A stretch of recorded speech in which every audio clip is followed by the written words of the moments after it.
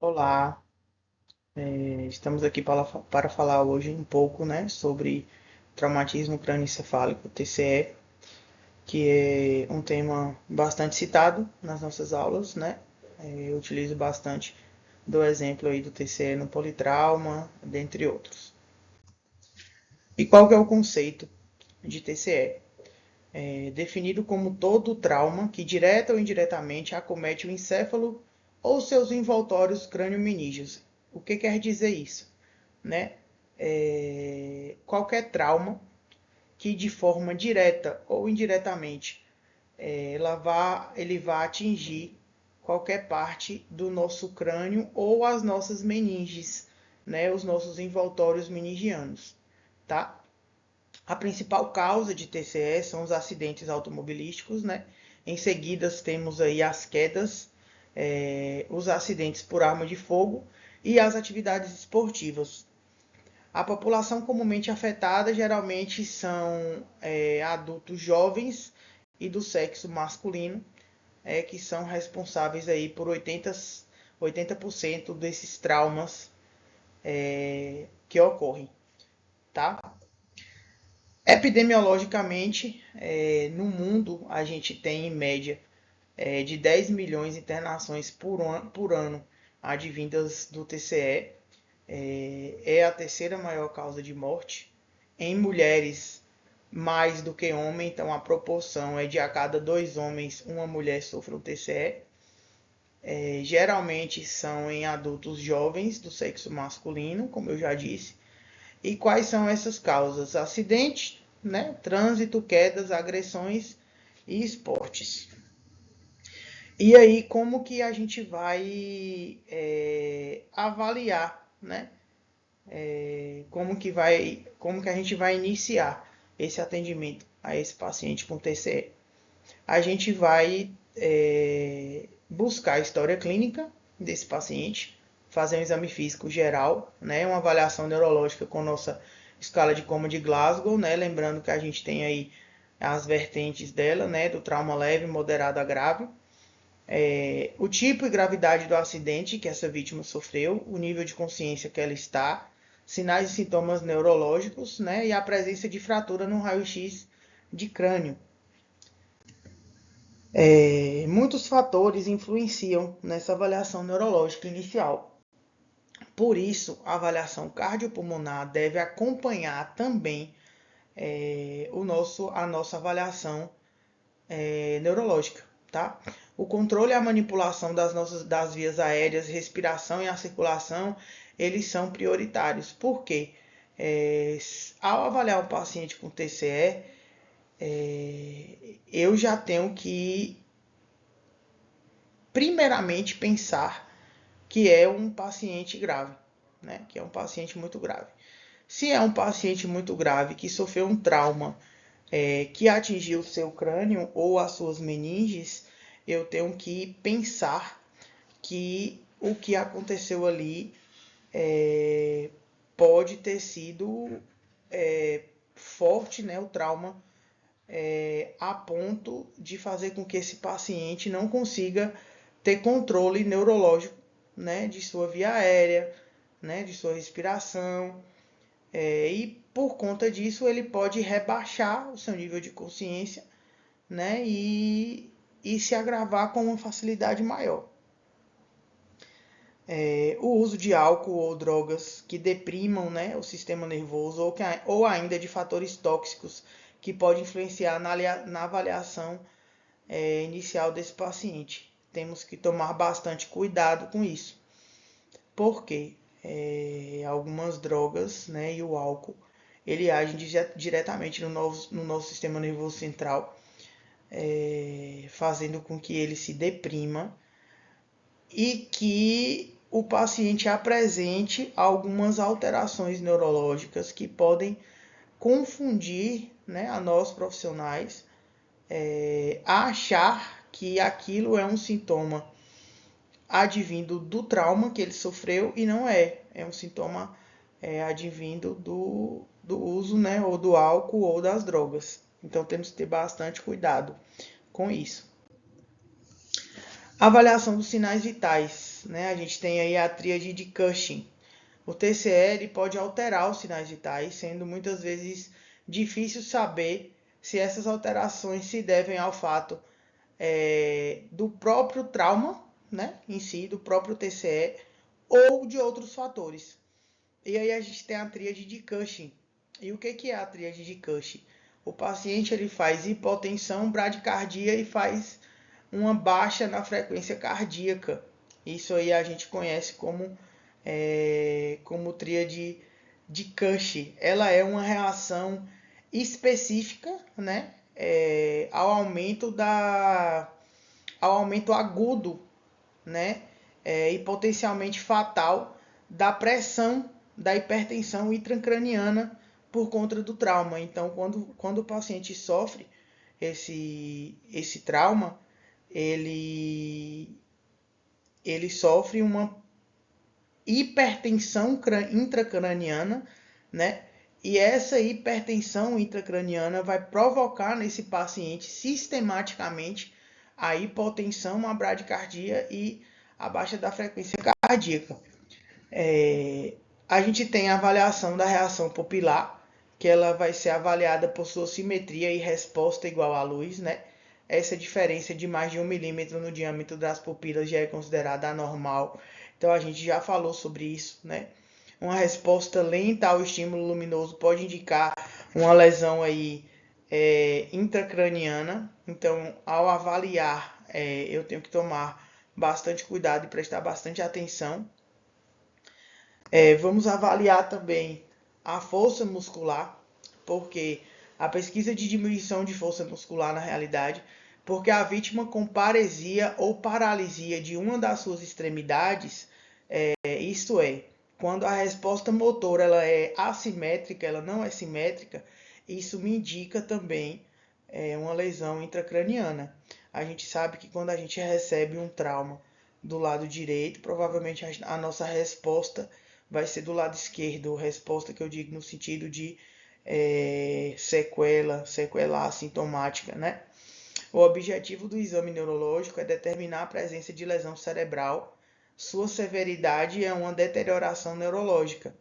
Lembrando-se que para avaliações da escala de coma de Glasgow com índice igual ou inferior a 9, deve-se solicitar a presença de um médico no local da ocorrência, né? Porque é um paciente que vai estar com trauma grave e que a gente vai precisar ir partir para uma intervenção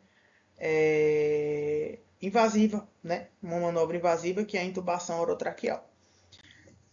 Independente da escala de coma de Glasgow, o paciente ele é considerado com TCE, com trauma crânioencefálico grave, se ele apresentar qualquer uma das situações seguintes. Quais são elas?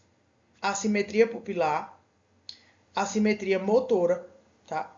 Fratura de crânio com perda de líquido ou exposição de tecido cerebral, deterioração neurológica, que é queda de 2 ou mais pontos na escala de coma de Glasgow, ou cefaleia intensa, ou aumento do diâmetro de uma pupila, ou desenvolvimento de uma pupila assimétrica, fratura com afundamento de crânio, tá? Aí a gente tem a classificação da gravidade, né, que a gente já viu, que é a escalinha de coma de Glasgow, né? A gente tem lá as respostas, né? As variáveis, a graduação que a gente dá às respostas às variáveis, que é o nosso score, e aí a gente vai somar a abertura ocular com a variável resposta verbal, com a variável resposta motora, e diminuída a variável resposta pupilar. E aí a gente tem a classificação dos TCS, a classificação do trauma. A gente tem um trauma craniano fechado, o trauma craniano com fratura e afundamento, e a gente tem um trauma craniano aberto, né, ou traumatismo, né, craniano aberto.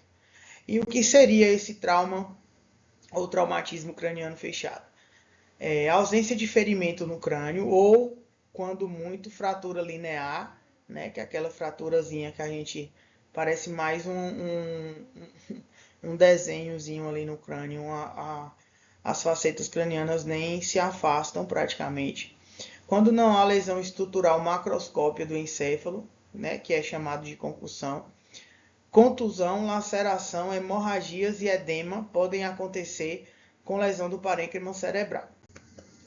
Fratura linear sem afundamento, que seria: não requer tratamento específico, somente observação se houver suspeita de lesão cerebral.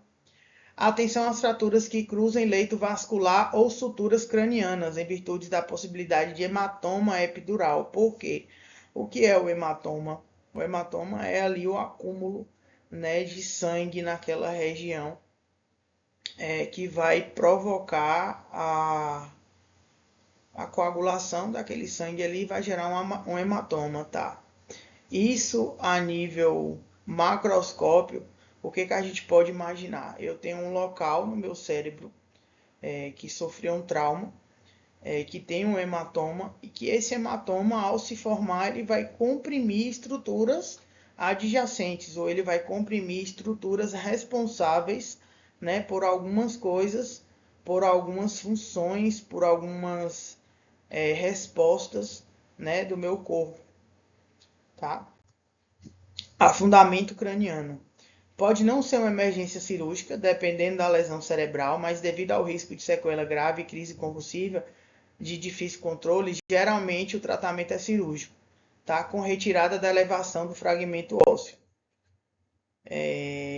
A gente tem também a fratura de crânio aberta, né? Havendo a comunicação direta entre o escalpo lacerado, que é a parte aberta, e a substância cerebral, que é a parte interna, desculpa, escalpo lacerado, a parte externa, e a substância cerebral, a parte interna. Essa condição é diagnosticada por tecido cerebral visível ou perda, né, do líquido céfalo-raquidiano, exigindo tratamento cirúrgico, tá? Aí a gente tem um afundamento, que é diferente de uma fratura aberta, tá bom? A fratura de base de crânio, que eu acho que eu já falei bastante também na sala. O diagnóstico clínico se baseia na perda de líquido cefalorraquidiano pelo ouvido, que é a otolicorreia, pelo nariz, que é a rinolicorreia, equimose na região mastoide, que a gente chama de sinal de batalha, sangue na membrana timpânica, né, no hemotímpano, e equimose perorbitária, que a gente chama de olhos de guaxinim. Esse tipo de fratura muitas vezes não vai aparecer na radiografia, no raio-x convencional, né? E ela surge geralmente devido à presença de ar intracraniano e acaba opacificando o seio esfenoide.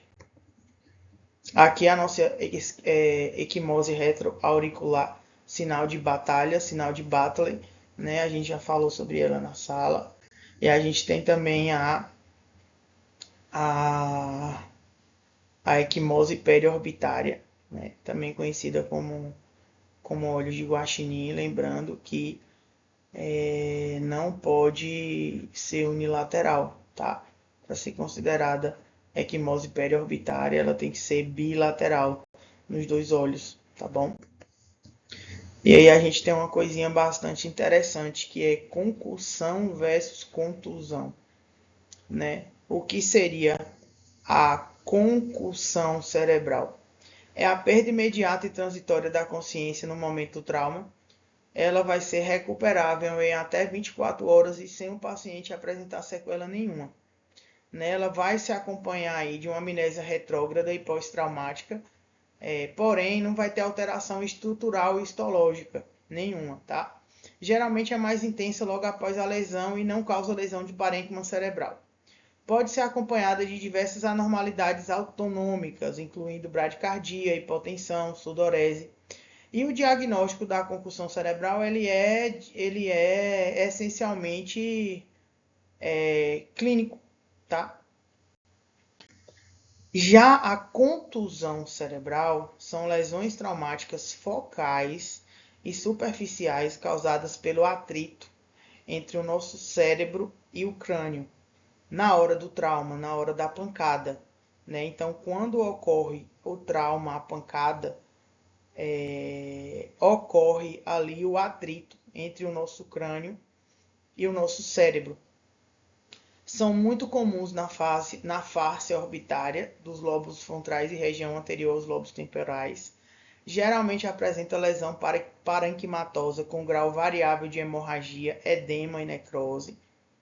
Ocorre déficit neurológico e vai persistir aí esses sintomas por mais de 24 horas. Não costumam deixar sequelas importantes, mas podem originar focos epileptogênicos, né? E resultar em anos de lesão do bulbo de nervos olfativos. Então, esse paciente pode ficar aí com uma sequela olfativa, tá? Padrão ouro para diagnóstico é a ressonância magnética. Então, precisa da ressonância magnética para conseguir realizar o diagnóstico. Para conseguir fechar o diagnóstico, a gente precisa do exame complementar, né? Vou voltar aqui só para a gente entender. Não consigo voltar na gravação. Mas a conclusão, observem que eu falei que é um diagnóstico clínico, tá? Aqui a gente tem uma diferençazinha para vocês entenderem, né? Olha a contusão, né? Eu tenho alteração do meu parênquima de fato, né? Eu tenho também a lesão axonal difusa. O que seria isso? Caracterizada por um coma de muito tempo, um coma prolongado. É uma lesão de alta velocidade, tá? Com estiramento ou chacoalhamento do tecido cerebral, com mortalidade de 36% e nos casos mais severos de 50%, geralmente causada por aumento da pressão intracraniana secundária ao edema cerebral, causada por mini hemorragias, né, petequias da substância branca. O diagnóstico é realizado por pacientes em coma com postura de descerebração e decorticação. Hematoma epidural, localizado entre a calota craniana e a membrana mais externa do revestimento do cérebro. Ela ocorre entre 1 a 3% dos TCEs. São lesões associadas a fraturas que laceram uma das artérias ou veias meníngeas, tá? Em geral, a perda da consciência logo após o trauma, com recuperação após alguns minutos ou horas, tá? O hematoma ainda epidural, entretanto, posteriormente o paciente começa a ficar letárgico, né, que é lerdo, lento, e com deterioração neurológica, podendo haver herniação cerebral se não tratado. Alterações pupilares e hemiparesias contralateral ao local da lesão. Então, o que seria alteração pupilar e hemiparesia contralateral ao local da lesão? O inverso, né? Associada aí a alterações da consciência, são achados mais comuns no exame físico. Cirurgia para drenagem do hematoma é o tratamento de escolha para a resolução do hematoma epidural. Até porque ele pode herniar, né? Como a gente falou. Aí seria um hematoma epidural. Observe que ele pressiona ali a dura mater, né? Aqui seria uma imagem do hematoma epidural, visto por uma ressonância, né? Um hematoma extradural parooccipital aí. A gente tem também um hematoma subdural agudo, localizado entre as membranas que revestem o cérebro. É encontrado em pacientes que sofrem traumatismos decorrentes de aceleração e desaceleração em altas velocidades. Pode ser simples e tem bom prognóstico quando não há lesão cerebral associada. Ainda sobre o hematoma subdural agudo, hematomas subdurais complicados são acompanhados de laceração do parênquima e dos vasos. O quadro clínico se caracteriza geralmente por coma e por diversos graus de alterações focais. O tratamento pode ser cirúrgico ou não cirúrgico, depende do tipo e da extensão da lesão. Tá? Aqui, olha lá a dura mater, olha o hematoma subdural e olha o cérebro. Né? Agora olha isso de fato, né? Ali, um coágulo ali retirado do cérebro.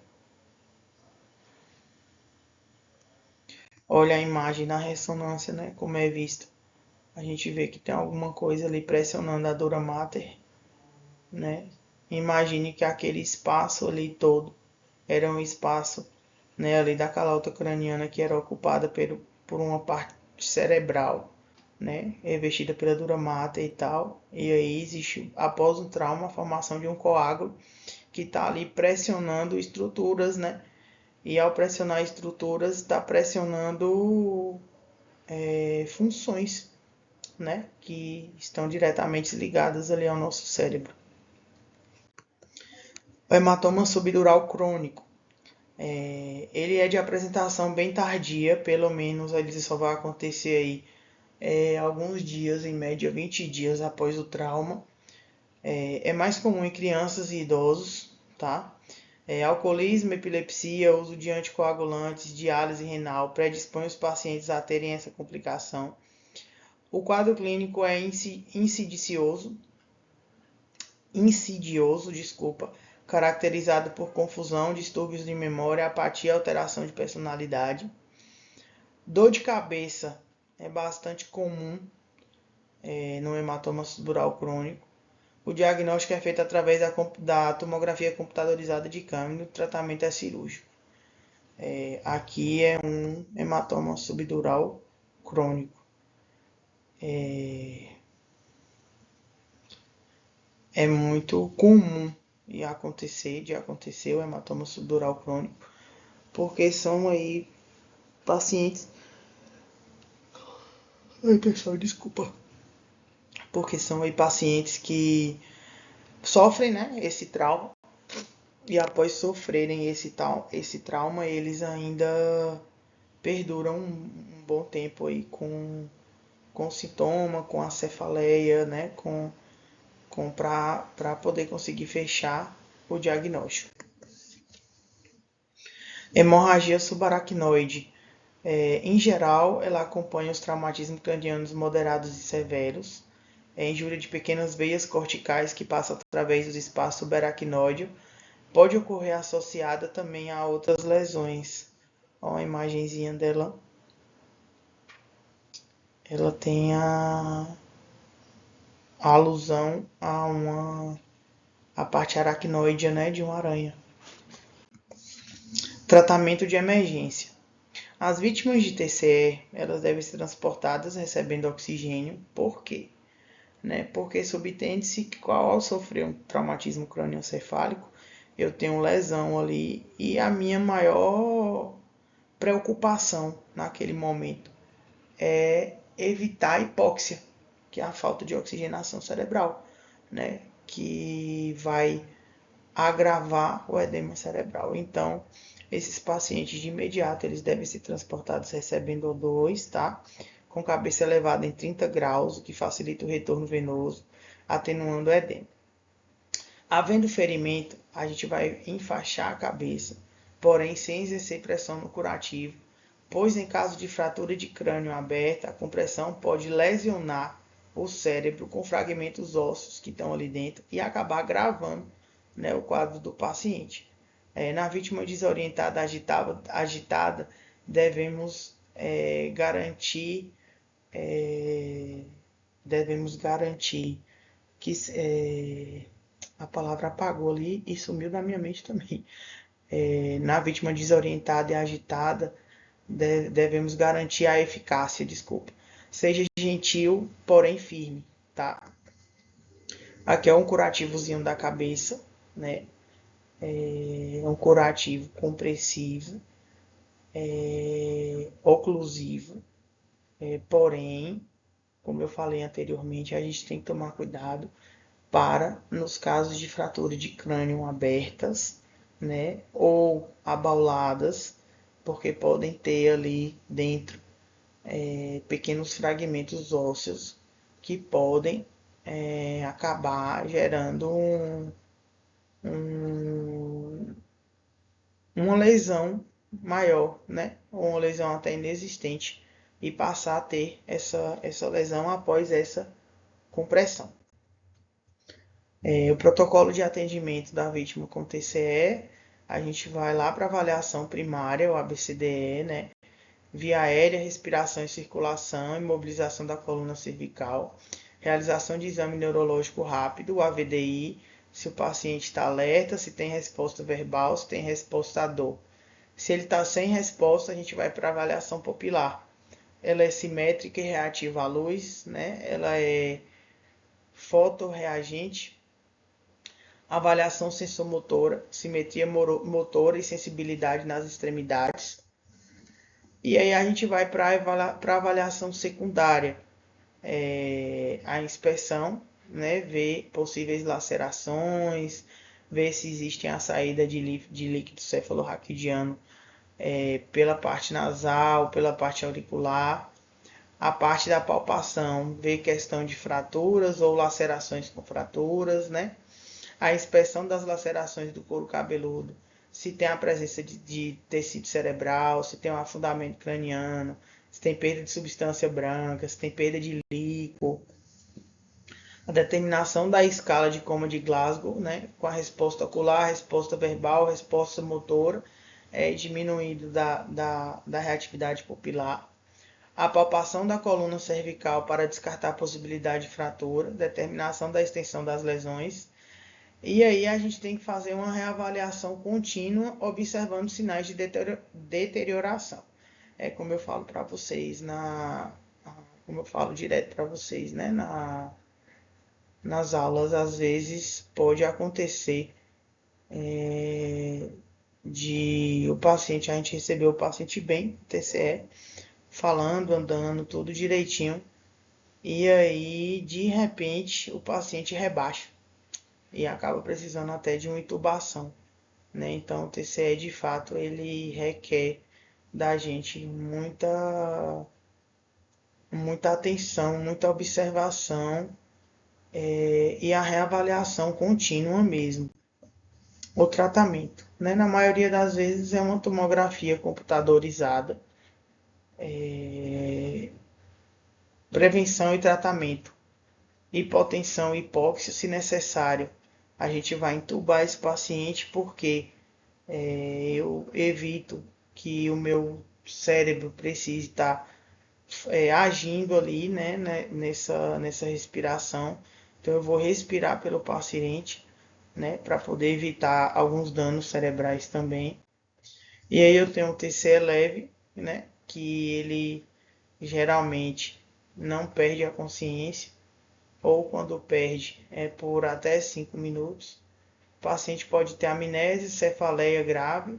A escala de coma de Glasgow geralmente está superior, igual superior, né? A parte ali de até 15, como eu falei com vocês. Ou déficit neurológico, ou pode apresentar um déficit neurológico focal, mas comedido, bem leve, né? Se exames normais e paciente assintomático após algumas horas, pode receber alta da observação nas próximas horas. Lembrando que, pelo protocolo, eu preciso avaliar esse paciente de trauma leve, manter esse paciente, né, sobre reavaliação, sobre vigília, em pelo menos 6 horas, tá? Isso infelizmente não é uma realidade, né, da nossa região. Às vezes, até por conta da superlotação e tudo mais, a gente acaba liberando esse paciente. O TCE é moderado, né? A gente vai fazer uma tomografia de crânio. O paciente vai precisar de uma hospitalização em UTI, avaliação neurológica frequente e vai precisar talvez repetir a tomografia, se houver necessidade, para ver como que está a evolução, né, do quadro desse paciente. O TCE grave, prioridade é a correção de hipotensão e hipóxia. Então, o TCE grave é um paciente que